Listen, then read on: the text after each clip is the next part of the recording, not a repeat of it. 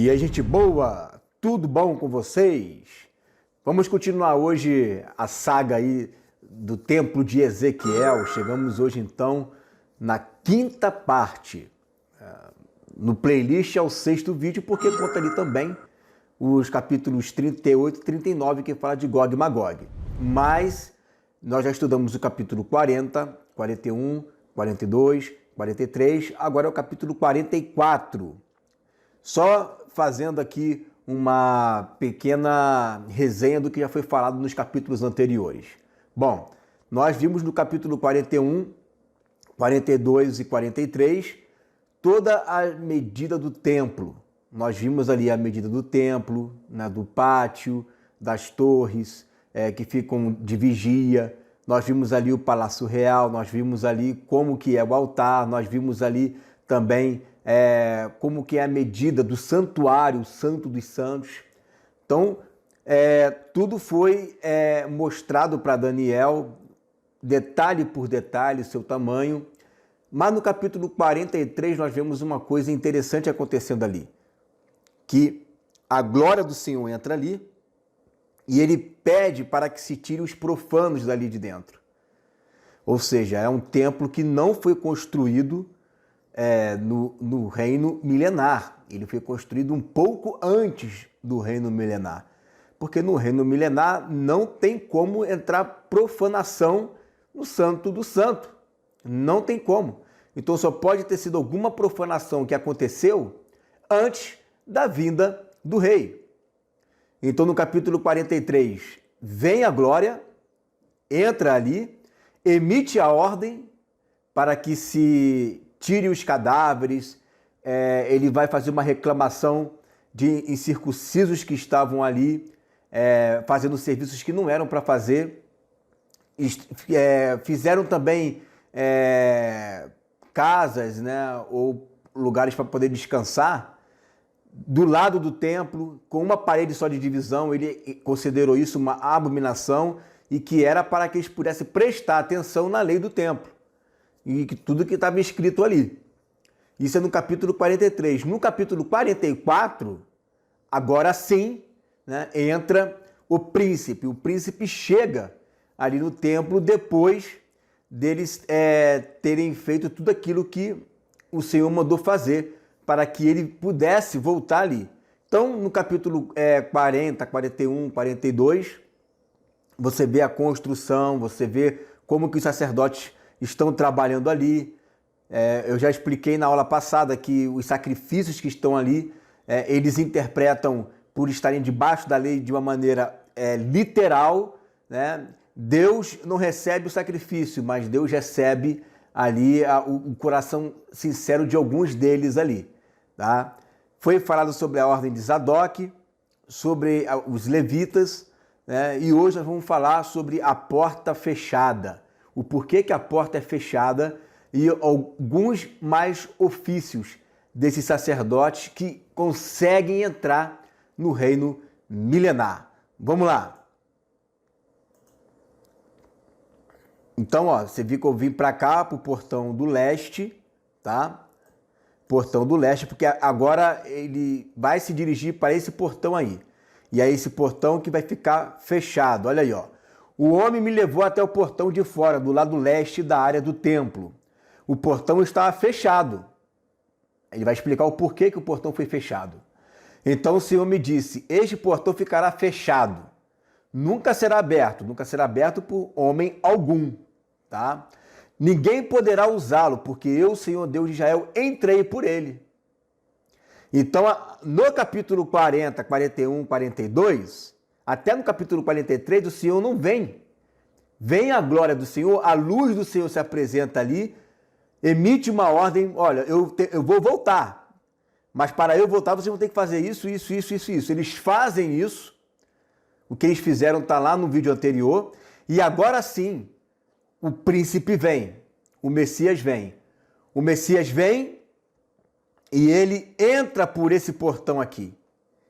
O Messias vem, entra por esse portão, tá? Ele passa por esse portão aqui e ele tranca esse portão, ele fecha esse portão. E é interessante que esse texto, ele está alinhado com um texto aqui de Apocalipse 3:7, que diz assim: E ao anjo da igreja que está em Filadélfia, escreve: Isto diz o que é santo, o que é verdadeiro, o que tem a chave de Davi, o que abre e ninguém fecha, e fecha e ninguém abre. Ou seja, somente ele pode abrir e somente ele pode fechar. Só ele, aquela porta ali, mas ninguém terá acesso. Por quê? Porque antes, quem tinha acesso a essa porta era o anticristo. O anticristo entrava por ali, os gentios entravam ali, circuncisos entravam ali, mas agora não. Agora, quando o Messias entra, ninguém mais pode entrar por ali. Só ele tem um direito de entrar por aquela porta. E somente ele pode abrir e somente ele pode fechar. Olha o que diz Isaías 22, 21, 23. E vesti-lo-ei da túnica, e cingi-lo-ei com o teu cinto, e entregarei nas suas mãos o teu domínio, o governo, e será como pai para os moradores de Jerusalém e para a casa de Judá. E porei a chave da casa de Davi sobre o seu ombro. Olha aí o governo, a chave da casa de Davi é a chave, né, que está ali mostrando o governo, né, que descende de Davi. É ele que tem essa chave. E abrirá e ninguém fechará. E fechará e ninguém abrirá. E fixá-lo-ei como a um prego no lugar firme, e será como um trono de honra para a casa de seu pai. Então você observa aí nesse texto que essa porta, ela é uma porta que simboliza a chegada do rei. O rei chegou. O rei chegou e ele tem a chave de Davi, ele tem a chave do governo. Por isso que em Ezequiel 37 fala que o meu servo Davi reinará sobre eles. Servo Davi, fazendo uma alusão a Jesus, que é filho de Davi. Então, meu servo Davi reinará sobre eles. Ele tem a chave e ele vai fechar o portão e o portão não será aberto. Só ele pode abrir e só ele pode fechar. É a lei do templo. Tá? Então o Senhor me disse: este portão ficará fechado, nunca será aberto, ninguém poderá usá-lo, porque o Senhor, o Deus de Israel, entrou por ele. Então você observa que o texto, ali, Senhor, Jeová, Jeová, ele é aplicado tanto ao Pai quanto ao Filho. Ambos são divinos. E o texto não se envergonha em dizer o Deus de Israel. O Messias é Senhor. O Messias é o Deus de Israel. Se você for pegar a Bíblia do Testemunho de Jeová, vai estar Jeová escrito ali. Porque o Jeová, Deus de Israel, mas é o Messias. E olha que ele coloca, né? Porque o Senhor, porque Jeová, o Deus de Israel, entrou por ele. Deve ficar sempre fechado. Mas o rei poderá ir lá para comer uma refeição santa na minha presença. Ele entrará e sairá pelo salão interno desse portão. Ó, então o Senhor, Jeová, que é o Deus de Israel, estará na presença deste Senhor que está falando com Ezequiel. Olha que impressionante, né? Então você vê ali o pai e o filho, clarissimamente, né? Não tem como você tirar a divindade do filho de jeito nenhum, não tem como, não tem. Tá? E ele vai comer da refeição na presença, né, de Deus, né? Na presença de Deus, né? Mas Jesus é o Deus também, né? O Deus de Israel. Então, deve ficar sempre fechado. Só quem pode ir lá e abrir a porta é apenas ele, né? Somente o Messias terá esse privilégio de fazer isso, tá? Vamos lá, vamos continuar. Agora, ó, você percebe que eu vim para cá para o portão do norte, tá? Vamos ver o que está escrito aqui. Então me fez passar pelo portão do norte e me levou para a frente do templo. Olhei e vi que o templo estava cheio da glória do Senhor. Eu me tirei de comprido no chão, ou seja, né, esticado, né? Já é a segunda vez que se estica no chão. Então o Senhor me disse: homem mortal, preste atenção em tudo que você vir e ouvir. Eu vou lhe dar as leis e regulamentos do templo. Note bem quais as pessoas que têm permissão para entrar no templo e as que não têm. Então, preste atenção que essa parte aqui é muito importante. É muito importante. E ele diz, preste atenção. Anote isso daí.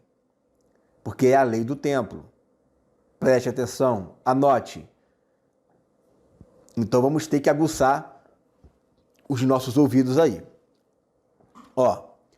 Diga a esses israelitas rebeldes. Não, vamos voltar aqui. É porque eu tirei os versículos, né? A gente tem que ler de novo, Então o Senhor me disse, homem mortal, preste atenção em tudo que você vir e ouvir. Eu vou lhes dar as leis e regulamentos do templo. Note bem quais as pessoas que têm permissão para entrar no templo e as que não têm. Note bem, né? Diga a esses israelitas rebeldes que eu, o Senhor Deus, não vou tolerar mais as coisas vergonhosas que eles estão fazendo. Ele não vai tolerar mais. Eles têm profanado o meu templo. Olha aí, se o templo é construído só depois que Jesus vem, não faz sentido esse texto estar escrito dessa forma. Não faz sentido. Então, o templo ele é construído um pouco antes da última semana de Daniel. Ele adentra a última semana de Daniel e ali entra o profano. Nós vamos ler isso aí, Eles têm profanado o meu templo, profanou o santo lugar. Houve ali uma abominação da desolação, que foi posto no lugar santo, deixando estrangeiros que não foram circuncidados, gente que não me conhece, entrar no pátio do templo. Então teve gente, porque você observa que no templo de Herodes, por exemplo, não se podia entrar gentil no templo, né, no pátio do templo. E aqui eles estão deixando estrangeiros que não foram circuncidados, gente que não conhece, entrar no pátio do templo. Quando a gordura e o sangue dos sacrifícios estão sendo oferecidos a mim, assim, fazendo todas essas coisas vergonhosas, o meu povo tem quebrado a minha aliança. Então, vamos ver aqui o texto que vai falar sobre isso. E proferirá palavras contra o Altíssimo, Anticristo, e destruirá os santos do Altíssimo. Isso aí já é a última semana de Daniel. E cuidará em mudar os tempos e a lei. E eles serão entregues na sua mão por 3 anos e meio. 1 tempo, 2 tempos e metade de 1 tempo. Mudou a lei. Tem quebrado a minha aliança. E é claro que o Senhor Jesus fez uma nova aliança. É claro. Mas mesmo eles estando debaixo da velha aliança, mesmo assim eles têm quebrado. Eles têm quebrado até a velha eles estão quebrando, né? Se não bastasse não viver a nova, até a velha tem quebrado, né? Eles deixaram que estrangeiros realizassem no meu templo as cerimônias sagradas, uma vez que eles mesmos,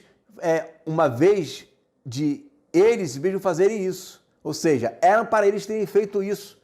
Mas não, quem fez foram estrangeiros, incircuncisos, profanos. Gente profana fez isso. E aí, eles acabaram permitindo que isso acontecesse.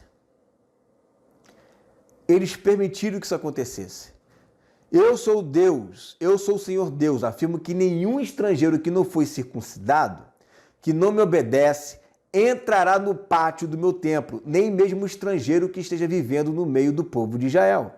Aí a gente tem esse texto aqui, né, de Atos 7,51, homens de dura cerviz e incircuncisos de coração e ouvido, vós sempre resisti ao Espírito Santo, assim vós sois como vossos pais. Então, esse texto aqui está se referindo, aí sim, né? Quando Jesus vem, entra no templo, vai falar daquelas pessoas, né, que estarão circuncidados do coração, tá? Circuncidados no coração, que é o que está valendo. Somente eles poderão, pelo menos, entrar no pátio do templo. No pátio do templo. Pátio do templo é isso aqui, ó. Esse aqui é o pátio do templo. Pátio de dentro. Tá vendo aí, ó? Eles deixaram gentios entrar aqui, fazer sacrifício, deixaram incircuncisos entrar aqui no templo e profanou o templo. Eu fico observando esses textos, gente, porque realmente para a gente é uma situação assim, curiosa, no mínimo curiosa, porque Jesus falou em João 4,24 que os verdadeiros adoradores adorarão em espírito e em verdade, né? Então, que zelo é esse que Deus tem por esse templo construído? Que zelo é esse que Ele tem? Se nós somos o templo de Deus. Então, tudo que está ali, o que eu penso? Tudo que está aqui, tudo que nós estamos lendo acerca desse templo, é uma forma de mostrar para os judeus que, ainda que houvesse templo físico, mesmo assim, eles ainda continuariam rebeldes. O templo, né, não é o fim em si mesmo. O próprio Jesus disse isso: eu sou maior do que o templo. E eles ficam focados no templo. Então Deus vai permitir que isso tudo aconteça para mostrar para os judeus que há uma certa idolatria ao templo. E o templo é encantador. Você vê vários maquetes, você vê vídeos 3D do templo, é de ficar apaixonado, porque é lindo. E eles faziam tudo pelo templo. Os camaradas colocavam o templo na frente do próprio Senhor. Leia o livro de Amós para você ver como é que era a questão da adoração ao templo. Então eles davam mais valor ao templo do que ao Senhor do templo. Então eu penso que neste tempo aí, Deus permitirá que isso aconteça. Isso vai entrar no reino milenar, mas isso não vai fazer isso vai apenas ser como um sinal para eles, né? Que se no templo há santidade, é porque o Senhor está ali. É porque Deus está ali. O templo não faz diferença nenhuma se o Senhor não estiver ali. Então eu creio que é nisso. Claro que a gente pode tirar lições espirituais, mas não tem como você espiritualizar tudo. Porque se você espiritualizar tudo, você vai ter que espiritualizar, né, pessoas que nasceram de novo, né, e deixaram estrangeiros entrar no corpo de... Como é que é assim, o corpo de Cristo, né? Não tem como você espiritualizar isso. Fica até difícil de explicar. Então, esse templo está ali. E de uma certa forma, Deus ele está ali e considera aquilo como santo. E ponto final, não tem o que discutir. Não tem o que discutir. Para que discutir isso? Aceita o que está escrito. Vamos lá. Agora ele vai falar sobre o sacerdote levítico. O sacerdote levítico. Olha aí, gente. O sacerdote levítico que nós estudamos na última aula, e nós vimos que tem o da ordem de Zadok, que vem de Levi, e tem os levitas também. Os levitas, eles abandonaram, eles foram infiéis no seu serviço. Apenas a da ordem de Zadok, os sadoquitas foram que mantiveram fiéis. Um pouco antes de o Senhor Jesus voltar, de uma certa maneira, você enxerga ali as duas linhagens trabalhando. Dessas duas linhagens, né, alguns conseguem entrar no reino milenar. Aí olha o que vai dizer. Os levitas me abandonaram juntamente com o resto do povo de Israel e adoraram ídolos e por isso estão sendo castigados. Mas não significa que essa linhagem, né, ela vai ser condenada. Ela não vai ser condenada, mas ela vai receber um prejuízo. Olha só. Eles podem me servir tomando. Quais são os serviços que esses sacerdotes farão no reino milenar?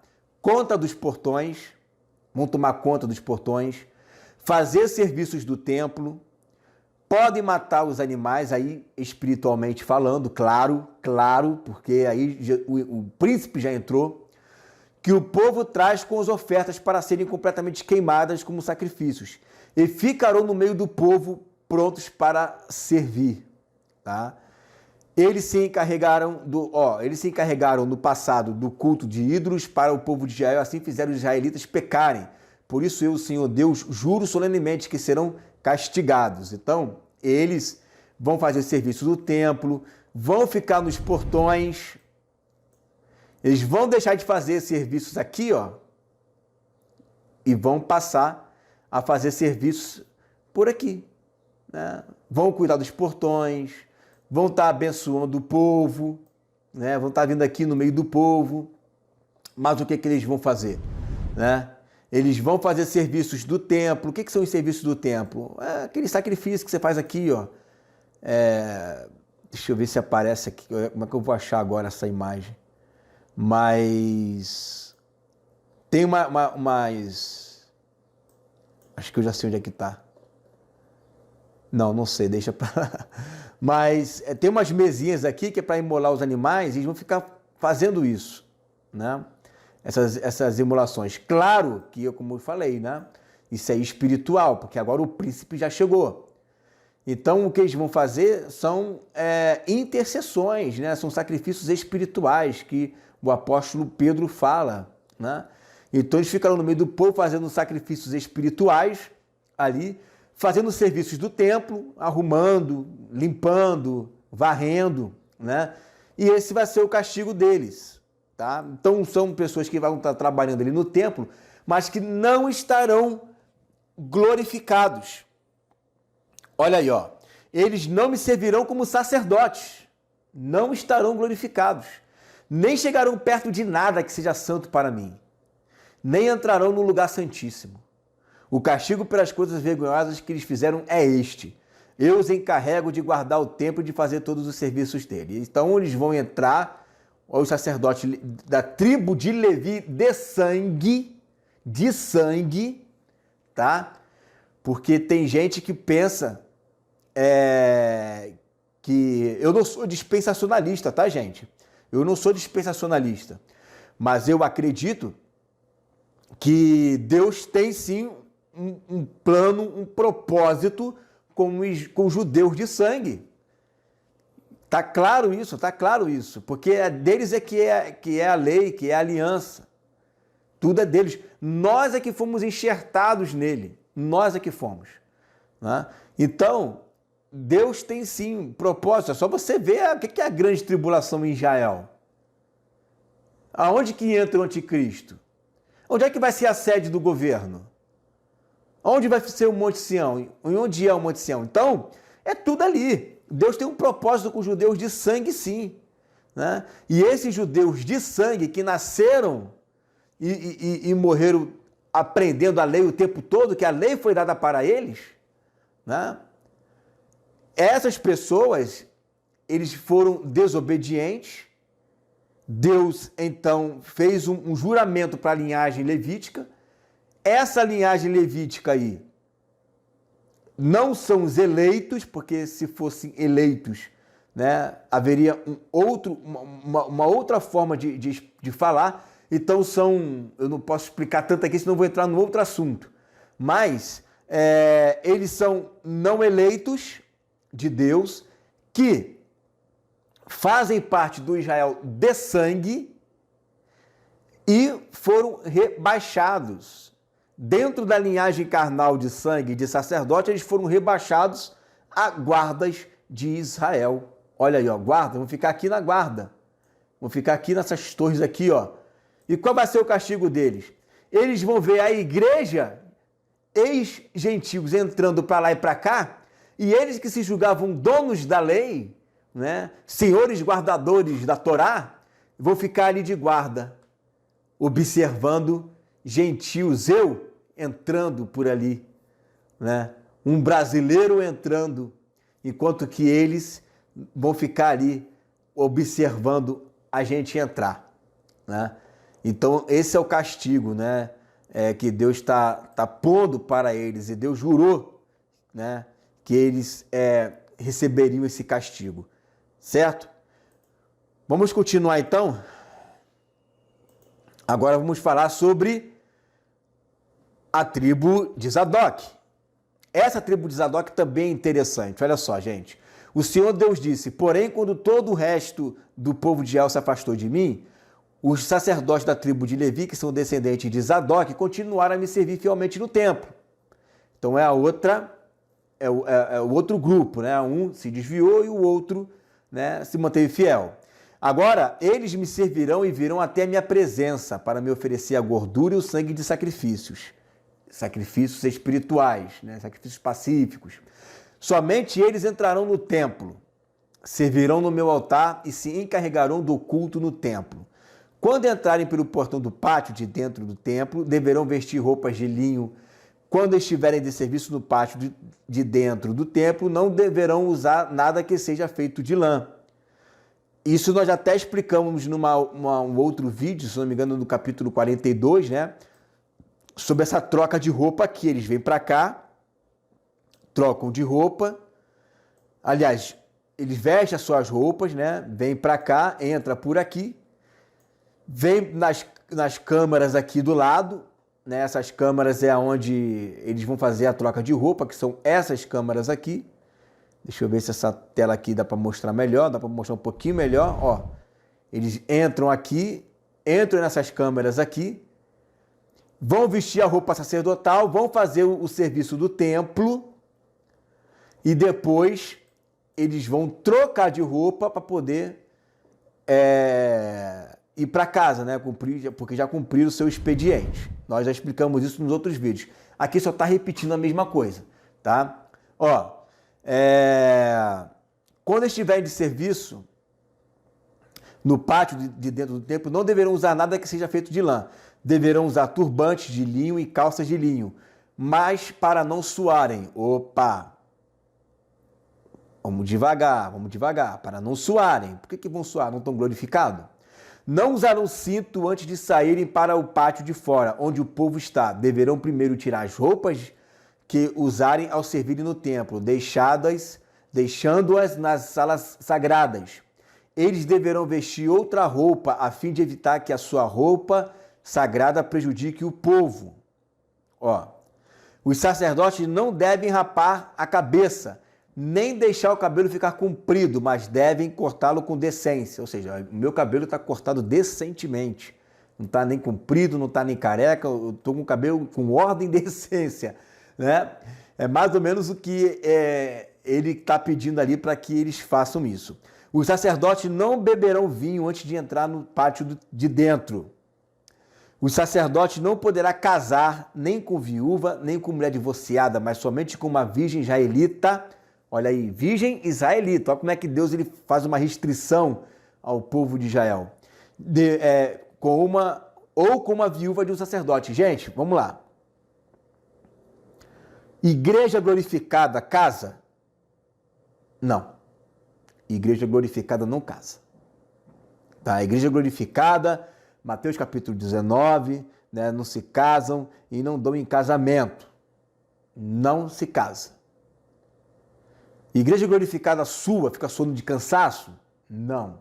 O sol não vai nos molestar, que está lá em Apocalipse. Não. Não vai queimar a nós. Para quem que esse texto está se referindo?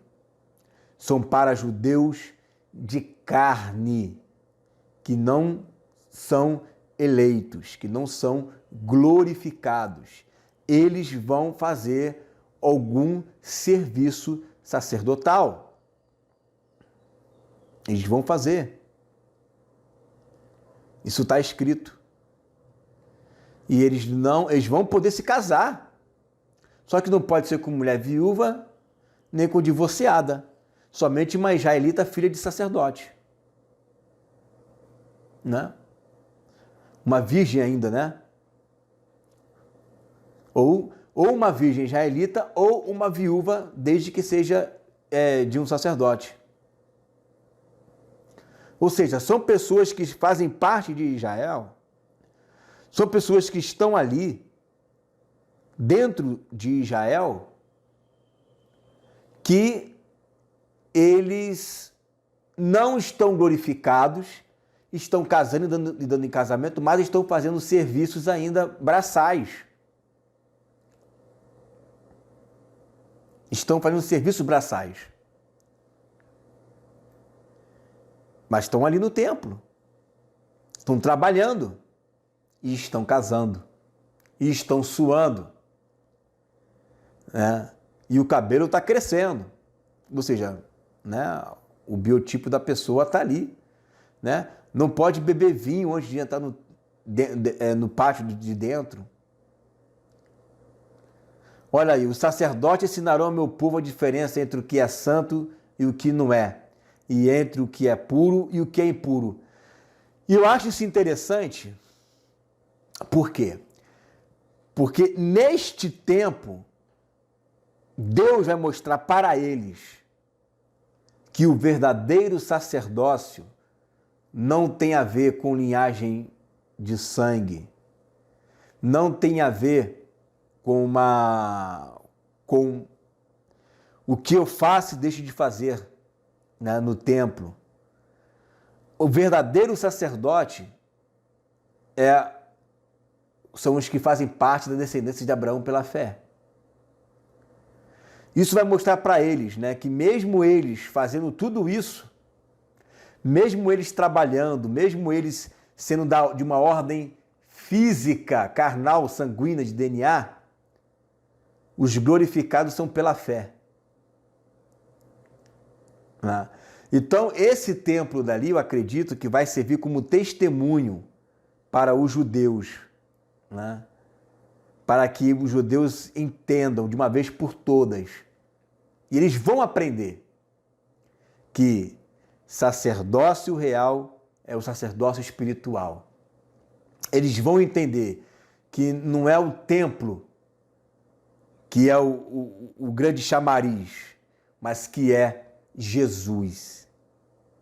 Que tudo que eles estão fazendo, todo o serviço que eles estão fazendo, não é comparado com o serviço de sacerdotes glorificados. E eles vão passar 1000 anos aprendendo sobre isso daí. 1000 anos. Vai ficar aquele altar ali, como memorial. Então, eles vão estar ali casando, se dando-se em casamento, trabalhando, mas é como se dissesse, caramba, no fundo, o verdadeiro sacerdócio é aquele sacerdócio espiritual que é pela fé. E esse processo de 1000 anos, quando terminar, você chegar lá em Apocalipse capítulo 21, 22, você não vê templo. Aí agora já não tem templo, agora as nações aprenderam como é que se funciona o negócio. Os judeus finalmente aprenderam, né, que não é o templo o problema, não é a religiosidade o problema, né, que eles tanto estavam esperando. Deus tem muita coisa para tratar ainda com os judeus, muita coisa. E muitas dessas coisas vão ser tratadas no reino milenar. Então eles vão passar ali, né, 1000 anos fazendo serviços sacerdotais, mas que na verdade o verdadeiro sacerdócio é o de Cristo e a sua igreja. Porque olha quantas coisas Deus está falando para eles ali.